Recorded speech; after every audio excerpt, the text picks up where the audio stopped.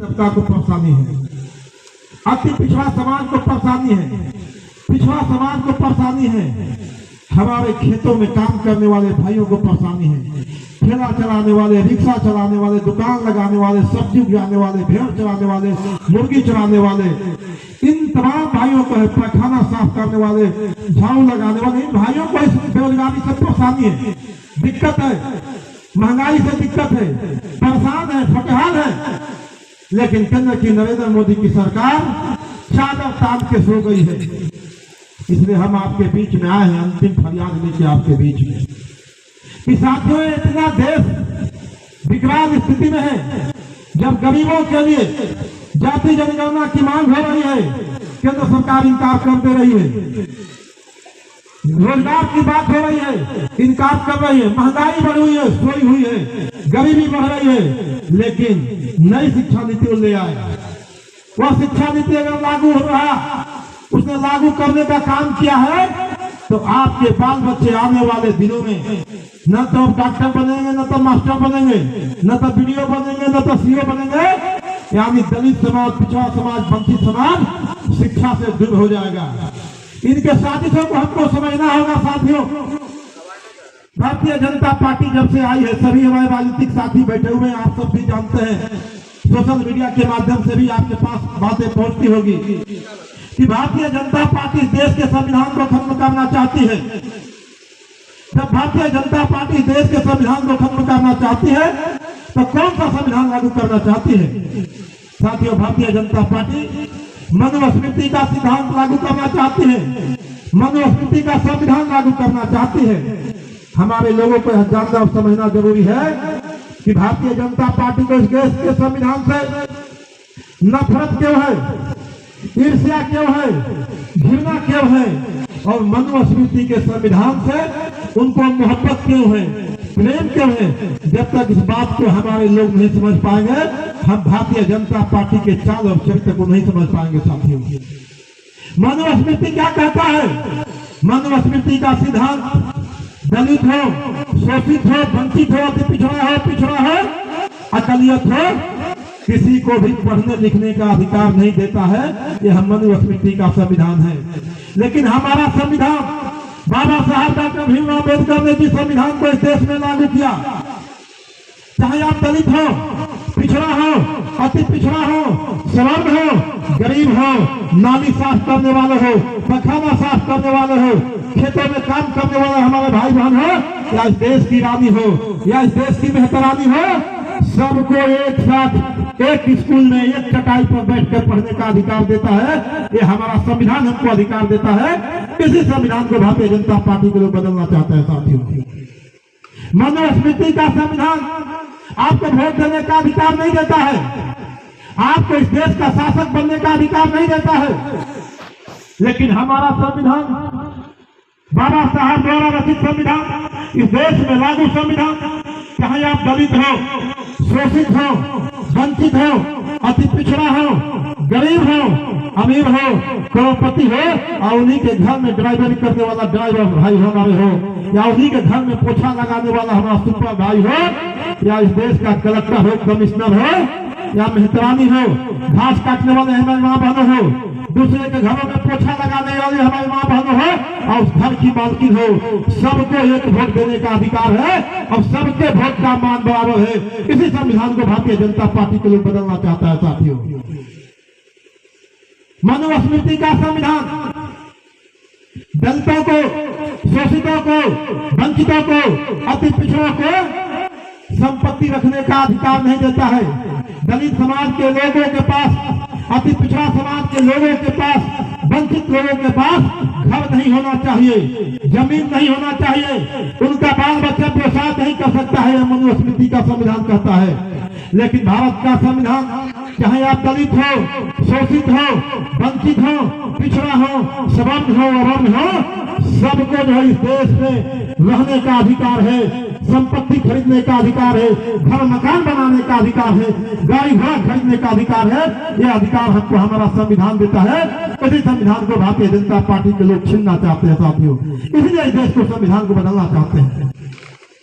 बाबा साहब डॉक्टर भीमराव अम्बेडकर ने जब इस देश के संविधान को, इस देश को लागू किया और सौंपे, तो उन्होंने कहा कि ए मेरे दलित भाइयों, ए मेरे पिछड़ा समाज के भाइयों, ए मेरे पिछड़ा समाज के भाइयों, ए मेरे शोषित और वंचित भाइयों, ए मेरे अकलियत भाइयों, मैंने भारत के संविधान में, इस संविधान में मैंने आपको राजनीतिक ताकत दिया है।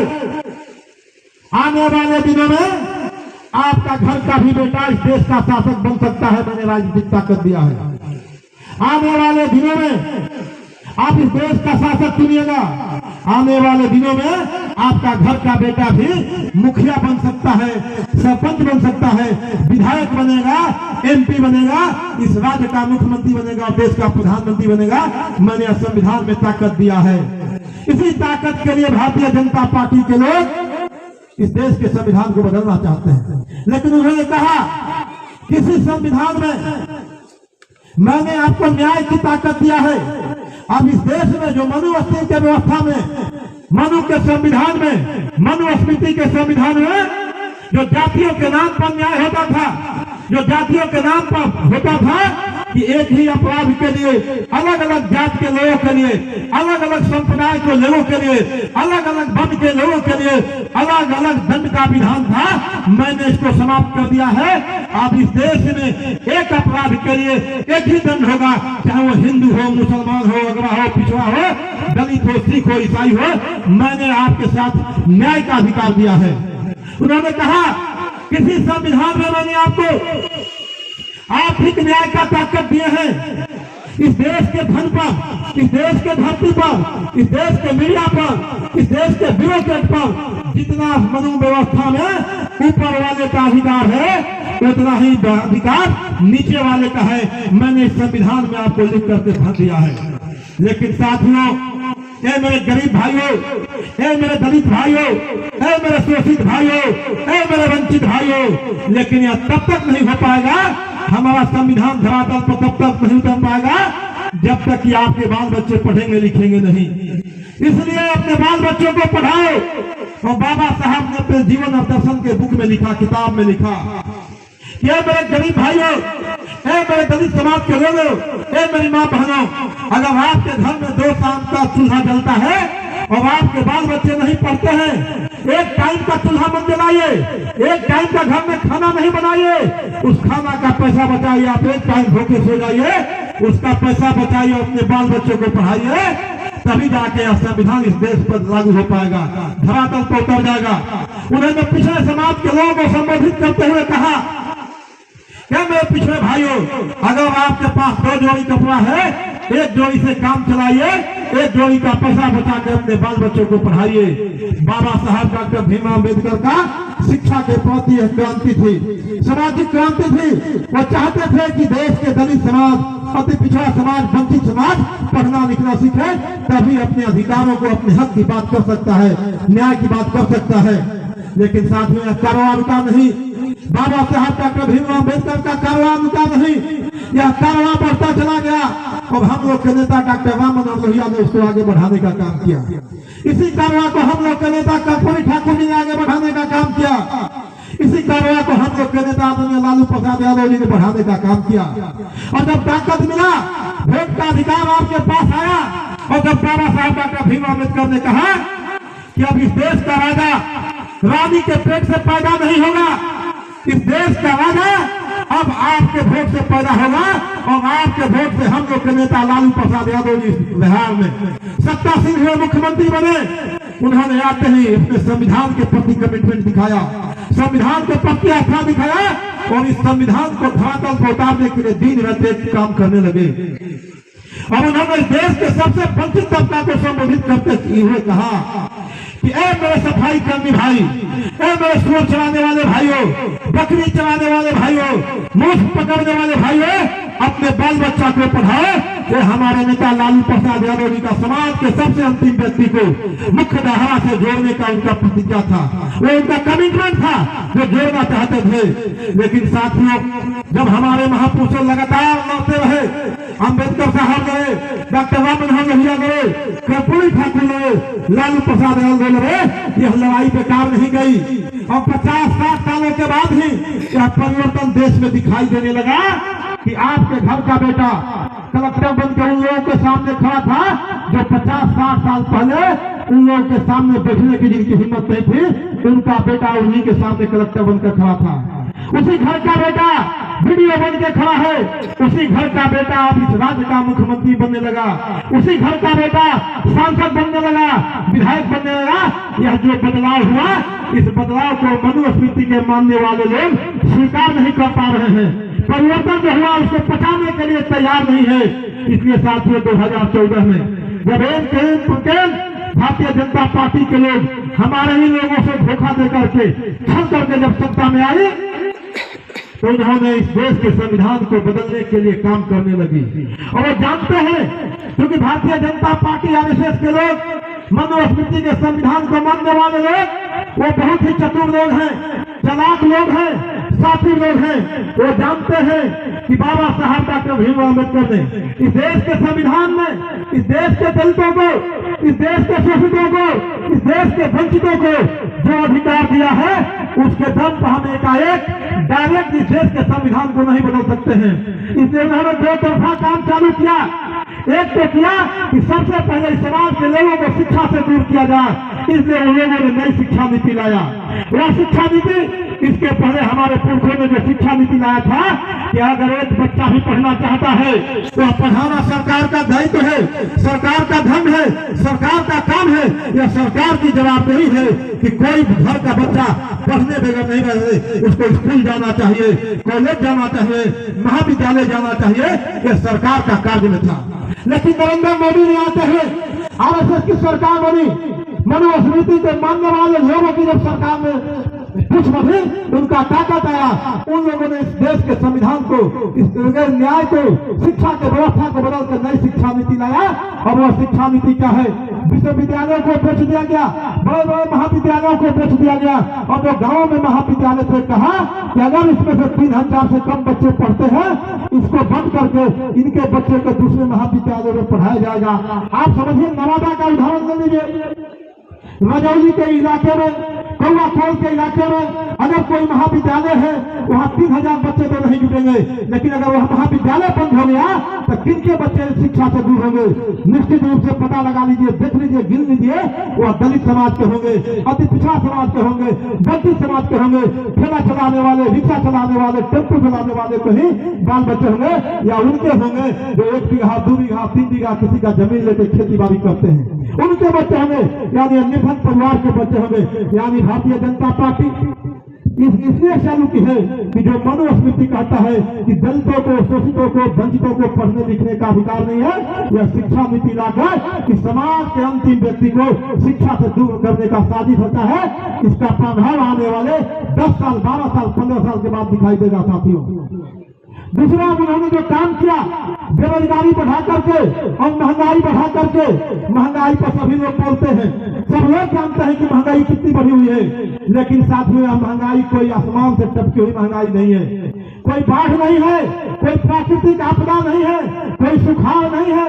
यह सरकार की योजना है, आरएसएस और भारतीय जनता पार्टी की योजना है कि महंगाई बढ़ाकर रखो, ताकि गरीब गुरबों के पास धन और संपत्ति नहीं होना चाहिए। अगर इनके पास धन संपत्ति होगा, इनकी आर्थिक स्थिति बढ़ेगी, ये अपने बाल बच्चों को पढ़ाएंगे, घर मकान बनाएंगे, व्यवसाय करेंगे, ठेला चलवाएंगे, यानी इनके विकास की प्रक्रिया बढ़ेगी। और मनुस्मृति कहता ही है कि दलितों के पास, शोषितों के पास, वंचितों के पास न तो धन होना चाहिए, न तो घर होना चाहिए। इसलिए भारतीय जनता पार्टी के लोग दूसरे तरीके से मनुस्मृति की व्यवस्था को लागू करके आपको कमजोर करना चाहते हैं, आपको ऋणविहीन करना चाहते हैं, आपको दिनहीन बनाना चाहते हैं, ताकि आप न अपने हक की बात कर सके, न अधिकार की बात कर सके, न न्याय की बात कर सके। इसलिए हम ग्राम चौपाल के माध्यम से अपने जिला राष्ट्रीय जनता दल के साथियों को यह संदेश देने आए हैं कि इन सवाल के लेकर अपने लोगों के बीच में जाना है। साथियों, एक बात कहकर मैं समाप्त करूंगा, क्योंकि अगला भी कार्यक्रम है, तकरीर लंबा हो जाएगी, क्योंकि पुस्तक अलग अलग बताने में। लेकिन याद कीजिए साथियों, जब बाबा साहब डॉक्टर भीमराव अम्बेडकर ने कहा कि देश के धन और संपत्ति पर आपका भी उतना ही अधिकार है जितना ऊपर वाले का है। हम लोग के नेता आदरणीय लालू प्रसाद यादव जी 2004 में जब वो दिल्ली में गए, केंद्र में सरकार बनी, उनकी अगुवाई में सरकार बनी, उनके सहयोग से सरकार बनी, पहली बार इस देश का खजाना इस देश के दलितों के लिए खुला, इस देश के शोषितों के लिए खुला, इस देश के वंचितों के लिए खुला। और पहली बार 2 कानून बना। एक कानून बना खाद्य सुरक्षा कानून, जिसके तहत कोई भी व्यक्ति अब खाने के बगैर नहीं मरेगा। वो हम लोग के नेता लालू प्रसाद यादव जी ने इस देश के धन को अपने गरीबों के लिए खुलवाने का काम किया। दूसरा कानून बना मनरेगा का, और मनरेगा के माध्यम से इस देश का पैसा दलितों के घर में जाने लगा, शोषित और वंचितों के घर में जाने लगा। आप सारे साथी जानते हैं, गांव में रहते हैं, जब मनरेगा का योजना लागू था 2004 में, क्या था गांवों की स्थिति? गांवों में खुशहाली आ रही थी, गांवों में गरीबी घट रही थी, लोग विकास के प्रक्रिया में जा रहे थे। जिन दलित समाज के पास, अति पिछड़ा समाज के पास, गरीब भाइयों के पास, जिनके पास फूस के मकान थे, छत के मकान बनने लगे थे, जिनके पास साइकिल थी, मोटरसाइकिल आने लगी थी, जिनके पास चूल्हा थे, गैस के चूल्हे आने लगे थे, उनके बाल बच्चे भी अच्छे स्कूल में पढ़ने लगे थे। हमारे गरीब युवा लोगों ने सोचा कि हमारी विकास की पहिया चल रही है, और आरएसएस के लोग, भारतीय जनता पार्टी के लोग, मनुस्मृति के लोगों को लगा कि देश का धन का प्रयोग अगर इसी तरह से देश के गरीबों पर लुटाया गया, इस देश के शोषित और वंचितों पर लुटाया गया, तो आने वाले हमारे बाल बच्चों का क्या होगा, हमारे पीढ़ियों का क्या होगा। इसलिए इस लोगों ने साजिश सोचा और आगे क्या कहा कि हम 15 लाख रुपया देंगे, क्योंकि हमारे गरीब भाई, दलित भाई, शोषित भाई, वंचित भाई, या बहुत दिल के भोले भाले हैं, सच्चे इंसान होते हैं। ये लोग लगा कि हमारा जो विकास का पहिया है, जो विकास की गाड़ी है, जो धीरे धीरे बढ़ रही है, अगर 15 लाख रुपया आ जाएगा तो हम तेजी से विकास करने लगेंगे। किसी ने सोचा कि अगर 15 लाख रुपया आ जाएगा हम अपनी बेटी का शादी अच्छे घर में कर देंगे। किसी ने सोचा कि मेरा बेटा पढ़ लिख करके सड़क पर घूम रहा है, 15 लाख रुपया आएगा तो हम उसको एक दुकान खुलवा देंगे। किसी ने सोचा कि मेरा बेटा पढ़ करके घूम रहा है, 15 लाख रुपया आएगा, एक गाड़ी निकलवा देंगे ताकि चला के व्यवसाय करेगा, रोजगार करेगा। हर गरीब भाई, हर वंचित भाई, शोषित भाई, जिसको इस देश के आरएसएस और भाजपा वाले लोगों ने जो जुमला दिया, जो झांसा दिया कि 15 लाख रुपया देंगे, सबको लगा, सब लोगों ने अपना अपना योजना बनाया कि 15 लाख रुपया होगा, अपना अपना काम का योजना बना लिया। लेकिन 15 वर्षों में साथियों, मैंने पहले ही कहा कि आरएसएस और भाजपा जो योजना बनाती है 15 वर्षों के बाद दिखाती है। हम लोग उस योजना में हमारे लोग फंस गए, उनको ताकत दिया और 2014 में सरकार बनी। इसके बाद जो धन का पैसा, जो सरकार का पैसा, जो आपका पैसा आपके लिए आया था, उसको बंद कर दिया गया और वही पैसा नरेंद्र मोदी ने अंबानी और अडवाणी के यहाँ भेजने का काम किया। इसलिए भेजा मनुस्मृति कहता है कि दलितों के पास, शोषितों के पास, वंचितों के पास धन नहीं होना चाहिए। वो पैसा सीधे मनुस्मृति के मानने वालों को गया। और 10 वर्षों में क्या स्थिति हुई? जिनके घर मकान बन रहे थे, जिनके घर मोटरसाइकिल आ रही थी, वो अलग अलग योजना बनाए थे, आज सभी को 5 किलो अनाज पर जिंदा रखने के लिए इस सरकार ने मजबूर कर दिया है और सब 5 किलो अनाज के लिए लाइन में लगते हैं। यही आरएसएस और भाजपा की साजिश है। इसी साजिश को हम बताने के लिए आपके बीच में आए साथियों। हम लोग के नेता आदरणीय डॉक्टर राम मनोहर लोहिया कहा करते थे, क्योंकि वो गरीबों की बात करते थे, शोषित और मजदूरों की बात करते थे कि अगर देश का विकास चाहते हो, गरीबों का विकास चाहते हो, शोषितों का विकास चाहते हो, तो महंगाई को कम रखो। क्योंकि जानते थे कि हमारे अधिकांश लोग दूसरे के घरों में काम करने वाले हैं, दूसरे के खेतों में काम करने वाले हैं, दूसरे के फैक्ट्रियों में काम करने वाले हैं। ये सीमित साधन वाले लोग हैं। अगर महंगाई बढ़ गई तो ये अपने घर की दवाई कैसे करेंगे, ये अपने बाल बच्चों की पढ़ाई कैसे करेंगे, ये घर के मकान कैसे बनाएंगे। इसलिए उनका सबसे बड़ा जोर रहता था कि महंगाई को कम करके रखो, महंगाई को बांधो। सभी हमारे साथी जानते हैं। और भारतीय जनता पार्टी में ये आरएसएस के लोग, ये बहुत ही सूट लोग हैं, भूत लोग हैं। हमारे ही समाजवादी को एजेंडा को चुरा के आके कहा कि हम महंगाई कम करेंगे और 300 रुपया वाले सिलेंडर को कहा कि हम कम करेंगे और 1300 पहुंचा दिया। 50-60 रुपया वाला पेट्रोल को कहा कि 30 रुपया में देंगे, 100 रुपया पहुंचा दिया। कड़वा तेल 60 रुपया का था, कहा 30 रुपया देंगे, 200 रुपया पहुंचा दिया। यानी साथियों, जो मनुस्मृति की व्यवस्था को लागू कर दिया। एक तरफ हम लोग के नेता लालू प्रसाद यादव जी थे, जब वो सरकार में थे लगातार रेलवे में वैकेंसियां निकल रही थी, चाहे ग्रुप डी की वैकेंसी हो, ग्रुप बी की वैकेंसी हो, ग्रुप सी की वैकेंसी हो, हमारे लोग लगातार आर्थिक संपन्नता की तरफ बढ़ रहे थे, उनको नौकरियां मिल रही थी। लेकिन भारतीय जनता पार्टी के लोगों को लगा कि अगर इसी तरह से होते रहा तो क्या होगा, हमारे बाल बच्चे क्या करेंगे, क्योंकि वो शोषक लोग हैं और शोषितों पर लगातार अत्याचार करते रहते हैं। इसलिए उन लोगों ने आया और कहा कि हम हर साल 2 करोड़ नौकरी देंगे हमारे घर के लोगों को, हमारे भाइयों को, हमारे बहनों को पढ़ी लिखी। उन लोगों को लगा कि अगर 2 करोड़ नौकरी मिलेगा हमारा भी हो जाएगा, हमारा भी हो जाएगा। हमारी माँ बहनें सोची कि हमारी बेटी का भी नौकरी हो जाएगा, हमारा बेटा का नौकरी हो जाएगा। सब लोगों ने सोचा कि अब सरकार आएगी तो 2 करोड़ मिलेगा, नौकरी लेगा। लेकिन साथियों 10 वर्षों के बाद क्या हुआ, जो नौकरियां निकलती थी उनको बंद कर दिया गया, उसको बंद कर करके नौकरी बंद कर दी, वैकेंसियां बंद कर दी, आपको बेरोजगारों को फौज में खड़ा कर दी और उन सारे संस्थाओं को आज बेचने लगा। जो रेलवे सबसे ज्यादा नौकरी देता था आज उसको बेचा जा रहा है अंबानी और अडवाणी को, इसलिए कि इस देश का संपत्ति दलितों के पास नहीं जाए, शोषितों के पास नहीं जाए, इसलिए बेचा जा रहा है। और जब मलिकाना हक हो जाएगा तब आपको 5,000 10,000 में उसी कंपनियों में नौकरी कराएंगे। इसलिए साफ कहते हुए समाजवादी लोग हमेशा चाहते हैं कि सरकारी नौकरी हो। 15 वर्षों से इसी बिहार में भारतीय जनता की सरकार थी, उन्होंने नौकरियां निकालने का काम नहीं किया, आपसे काम लिया, अनुबंध बना के बैठक पर काम लिया। लेकिन हम लोग के नेता आदरणीय तेजस्वी प्रसाद यादव जी 2020 में आपसे जब वादा करके गए थे कि हम आएंगे तो 10 लाख सरकारी नौकरी देंगे, साथियों 1 वर्ष में अपने वादा को पूरा करते हुए उन्होंने 4 लाख सरकारी नौकरी दिया है।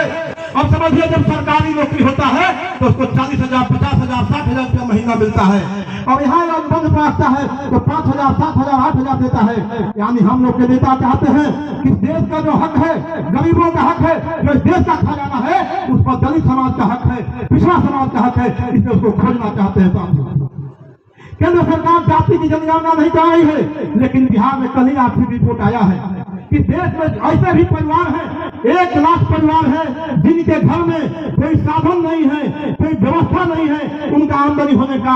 हम लोग की सरकार आदरणीय तेजस्वी प्रसाद यादव जी ने आपसे वादा करके दिया है, सरकार ने कभी फैसला लिया है उन सभी परिवारों को 2 लाख रुपया दिया जाएगा। साथियों यही पैसा न देना पड़े, यही हक और अधिकार न देना पड़े, इसलिए भारतीय जनता पार्टी के लोग इस देश के जातीय जनगणना से भाग रहे हैं। क्योंकि देश के संपत्ति पर आपका भी उतना ही हक है जितना ऊपर वाले का, लेकिन जब तक गणना नहीं होगा हम किसके पास जाएंगे। आज बिहार में जब जाति गणना हो गया, उसका सर्वे रिपोर्ट आ गया, तब 1 लाख ऐसे परिवार हैं, 1 लाख ऐसे लोग हैं, घर है जिनके पास कोई साधन नहीं है। उसमें न गरीब है, अमीर है, स्वर्ण है, वंचित है, शोषित सभी समाज के लोग हैं। लेकिन हम लोग के नेता ने कहा कि सबको 2-2 लाख रुपया देंगे। ये हमारे सरकार का, ये समाजवादियों की नीति है कि धन पर आपका भी उतना ही हक होना चाहिए, तो देने का काम किया। अभी आर्थिक सर्वे का रिपोर्ट आया, इस देश में शोषितों का अधिकार है। साथियों इसमें 2 तरह के, देश में 2 तरह के लोग हैं। इतना ही करके अपनी बात समाप्त करूंगा कि देश में 2 तरह के लोग हैं, एक तरफ वो शोषक लोग हैं और एक तरफ शोषित लोग हैं। शोषितों की हक और अधिकार की जिन लोगों ने बात किया, शोषक समाज की तरफ से, शोषक व्यवस्था की तरफ से उनको कुचलने का काम किया। हम लोग के नेता जगदेव प्रसाद ने जब इस देश के शोषितों की बात की, इस देश के दलितों की बात की और कहा कि जब हमारा 90% हिस्सा है, 90% मिलना चाहिए, उनको गोलियों से उड़ा दिया गया। हम लोग के नेता लालू प्रसाद यादव जी जब आपके सहयोग से, आशीर्वाद से इस देश के इस राज्य के मुख्यमंत्री बने और इस देश के शोषितों को, इस देश के वंचितों को उनका हक दिलाने के अभियान में चले, उनको कैद खाने में डाल के जेल में डाल दिया गया। हम लोग के नेता लालू तेजस्वी प्रसाद यादव जब कहे कि देश के नौजवानों को, बिहार के लोगों को हम 10 लाख नौकरी देंगे, ये लोग क्या किए, उनको सड़कों पर खड़ा होकर शोषक वर्ग के लोगों ने फटी फटी गालियां देने की काम की। उनको माँ को गाली दी, उनको बहनों को गाली दी, लेकिन शोषित समाज में जन्मा व्यक्ति समाजवाद के किला है तेजस्वी प्रसाद यादव, समाजवादी राजनीति को आगे बढ़ा रहे हैं। उन्होंने उनके गालियों की परवाह नहीं की, लेकिन अपने काम पर है। आज उसका रिजल्ट 1 साल में सामने है कि देश में, इस राज्य में शोषितों की क्या स्थिति है यह पता चल गया। और उसके हिसाब से इस राज्य का खजाना उन दलितों के लिए खुलेगा, वंचितों के लिए खुलेगा। इस देश की नौकरी, इस राज्य की नौकरी उन लोगों के लिए खुलेगी जिनका अभी हिस्सा नहीं मिला है। और कल ही कैबिनेट से फैसला हुआ कि अति पिछड़ा हो सबका आरक्षण का दायरा बढ़ाया जाएगा, क्योंकि इनके घर के बच्चे बहुत ही कम संख्या में नौकरी करते हैं। हम लोग के नेता तेजस्वी प्रसाद यादव जी ने फैसला लिया है कि इनको विशेष अवसर का सिद्धांत देके, विशेष अवसर देके इनको आगे बढ़ाने का काम किया जाएगा। यानी अपने नेता डॉक्टर राम मनोहर भैया के अभियान को हम लोग के नेता तेजस्वी प्रसाद यादव जी लगातार बढ़ाने में लगे हैं। साथियों, हम इसलिए आपके बीच में आए हैं, अपने साथियों से आग्रह करते हैं, इन गांव वालों से सभी से हम आग्रह करते हैं कि आपके बीच ग्राम चौपाल के माध्यम से आए हैं कि 26 नवंबर को संविधान दिवस है और अपने दृढ़ता का परिचय दीजिए। नवादा के सभी प्रखंड मुख्यालय में जुट के हजारों हजार की संख्या में जुट कर प्रदर्शित कीजिए। क्या नरेंद्र मोदी, मनुस्मृति मानने वाले, भाजपा के लोगों सुन लो, इस देश का शोषित एक हो चुका है, इस देश का दलित एक हो चुका है, इस देश का अति पिछड़ा हो गया है। हम लोग सब लोग समाजवादी लोग हैं, समाजवादी एजेंडे को आगे बढ़ाने वाले लोग हैं और ये झूठा का परिचय देते हुए भारतीय जनता पार्टी को संदेश दीजिए कि देश के संविधान की तरफ झांकने की भी कोशिश मत करना, ताकने की भी कोशिश नहीं करना। साथियों, जब तक देश का संविधान है, हम और आप सुरक्षित हैं, हमारा आपका अधिकार सुरक्षित है, हमारा हित सुरक्षित है। जिस दिन भारतीय जनता पार्टी देश को, संविधान को बदल देगी, हम आज यहाँ बैठ के भाषण नहीं दे सकते हैं, बैठ के मीटिंगें नहीं कर सकते हैं, और हम उसी स्थिति में चले जाएंगे जो आज से 70-80 साल पहले थे, 100 साल पहले थे, और वह व्यवस्था लागू हो जाएगी जो 5000 वर्षों तक इस देश को थोपी गई थी। इसलिए सभी साथियों से आग्रह करते हैं, अपने युवा राष्ट्रीय जनता दल के साथियों से आग्रह करते हैं कि इस अभियान को लेकर गांवों में जाना है, अपने लोगों के बीच में जाना है और बताना है कि किस तरह से महागठबंधन की सरकार, हमारे साथी बता रहे थे कि एक साल में किस तरह से आपके लिए इस देश का खजाना, इस राज्य का खजाना खुल रहा है। अगर देश में महागठबंधन की सरकार बनेगी, देश का खजाना भी इस देश के दलितों के लिए, शोषितों के लिए, वंचितों के लिए खुलेगा। और नरेंद्र मोदी के, भारतीय जनता पार्टी के नाकामियों की बताने की जरूरत है, साजिशों की बताने की जरूरत है। इन्हीं बातों के साथ अपनी बात को समाप्त करता हूं। जय हिंद, जय भारत, राष्ट्रीय जनता दल जिंदाबाद, लालू यादव, तेजस्वी यादव जिंदाबाद।